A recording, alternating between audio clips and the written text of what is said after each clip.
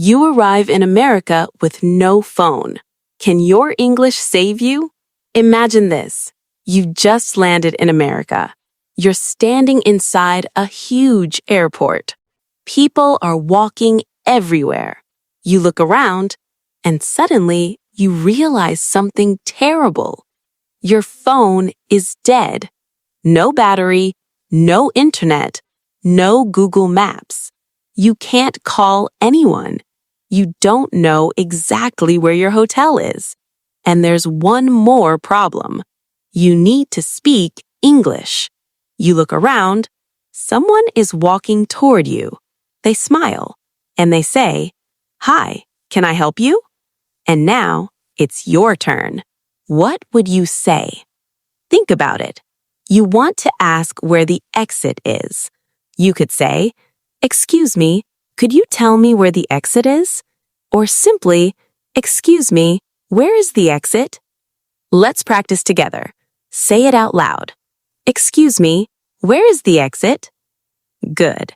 Now, imagine the employee says, "Sure, just go straight and turn left." You want to make sure you understood. You could say, "Thank you," or "Okay, thank you," or "Thanks, I really appreciate it."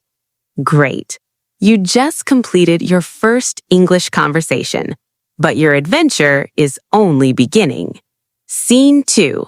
You need a taxi. You finally find the exit. You walk outside, and now you have another problem. You need to get to your hotel. You look around, you see taxis.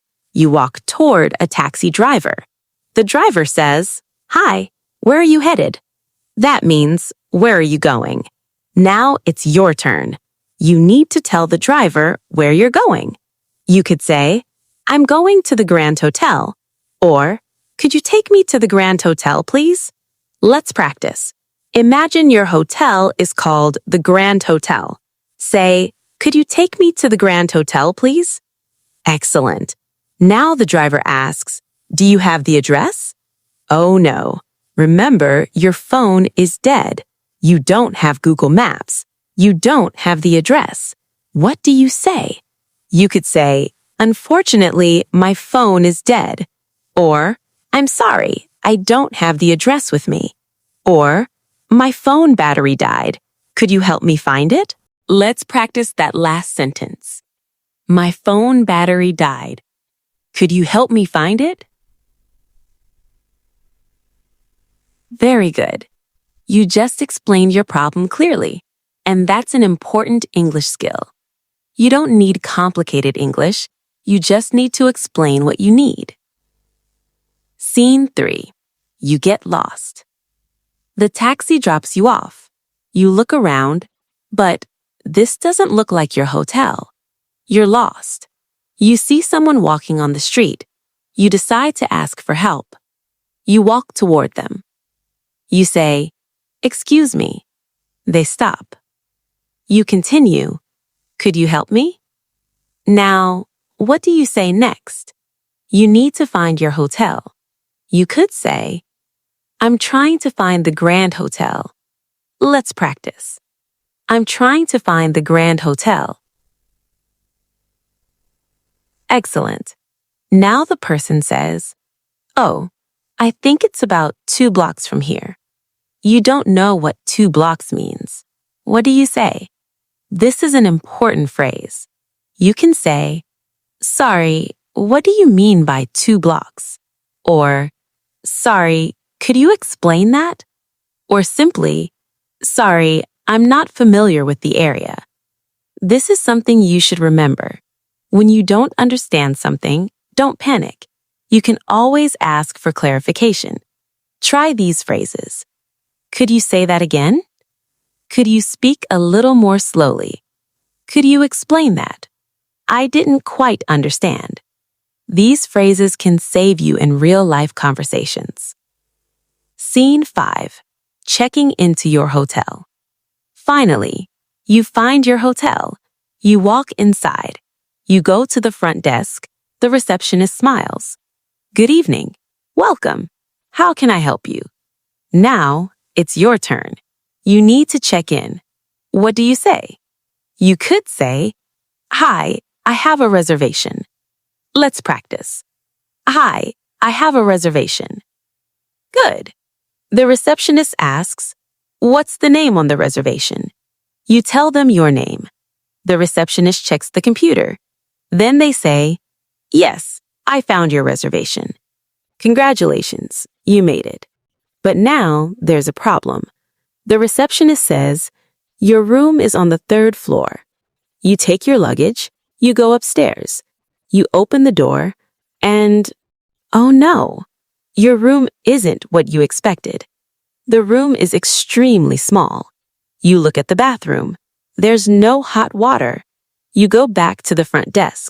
The receptionist asks, "Is everything okay?" Now, this is a difficult moment. You don't want to be rude, but you need to explain the problem.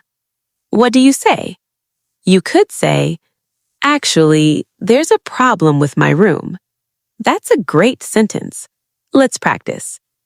Actually, there's a problem with my room. The receptionist asks, "What seems to be the problem?" You say, "There isn't any hot water," or "The room is much smaller than I expected," or "Would it be possible to change rooms?" Excellent. Notice something. You're not angry. You're not shouting. You're simply explaining the problem politely. That's real-life English. Scene 5. Ordering food. After all that, you're hungry. Very hungry. You leave the hotel. You find a restaurant. You sit down. A waiter comes to your table. "Hi, are you ready to order?" Now it's your turn.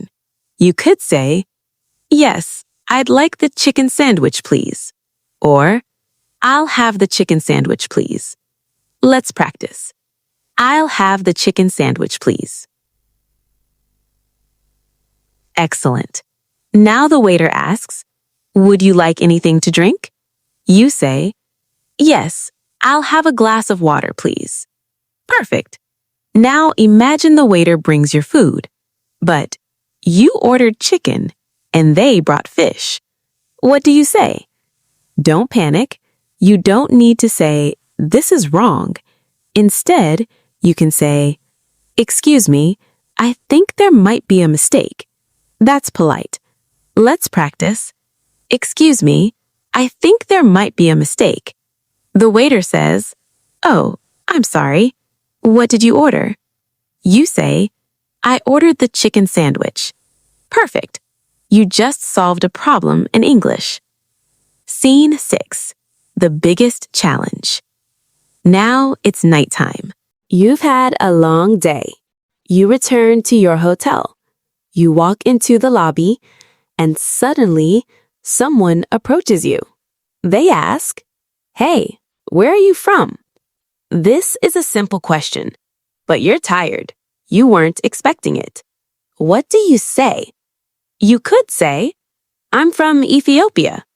The person says, "Oh, nice. Is this your first time in America?" You say, "Yes, it is." They ask, "How are you liking it so far?" Now, your turn. Pause the video. Answer out loud. How are you liking America so far? I'll give you 5 seconds. 5, 4, 3, 2, 1. You could say, "I'm really enjoying it," or "It's been great so far," or "I'm having a great time." Excellent. And just like that, you had a real conversation. You didn't need perfect English. You didn't need advanced vocabulary. You just needed to communicate. Let's stop for a moment. Look at everything you did today. You arrived at an airport. You asked for directions. You explained that your phone was dead. You took a taxi. You found your hotel. You checked into your room. You complained about a problem. You ordered food. You corrected a mistake. And you had a conversation with a stranger. That's a lot. And maybe you made some mistakes. That's completely okay. Because here's something important I want you to remember. You don't need perfect English to survive in an English-speaking environment. You need useful English. You need confidence. And most importantly, you need the courage to speak. When you don't understand someone, ask them to repeat. When you don't know a word, use another word. When you make a mistake, keep going. Don't stop, because communication is more important than perfection. And that's what we're going to practice here at Bb.English Cast. Now it's your turn. I want you to imagine that tomorrow you arrive in an English-speaking country. Your phone is dead, you don't have internet, and you need to find your hotel. Someone asks, "Hi, can I help you?" What would you say? Pause the video, speak out loud. Don't type your answer, say it. Now imagine you're lost. You need to ask someone for directions. What would you say? Maybe, "Excuse me, could you help me?" Or, "I'm trying to find my hotel." Now, imagine you finally arrive at the hotel. The receptionist says, "How can I help you?" What do you say? Maybe, "Hi, I have a reservation." Excellent! You just completed your first Bb.English Cast Survival Challenge. So, how did you do? Did you survive your first day in English? Tell me in the comments, which situation was the most difficult for you? Was it asking for directions, taking a taxi, checking into the hotel, complaining about your room, ordering food, or having a conversation with a stranger? Write your answer in the comments. And here's your challenge. Choose one sentence from today's video. Say it out loud 5 times. Then try to create your own sentence. Because watching English is good, but speaking English is better. And remember, you don't need to wait until your English is perfect. You don't need to know every word. You just need to start. Because every time you speak, you become a little more confident. If you enjoyed today's experience, don't just leave yet. This is only episode 1 of our You Are the Main Character series. In the next episode, you're going to face a completely different situation. And trust me, it's going to be even more challenging. So, if you want to practice real English, improve your speaking confidence, and learn what to say in real-life situations, subscribe to Bb.English Cast. Turn on notifications so you don't miss the next episode. And remember, you are not just watching English, you are using English. Keep practicing, keep speaking, and most importantly, don't be afraid to make mistakes. I'll see you in the next adventure. Bye for now.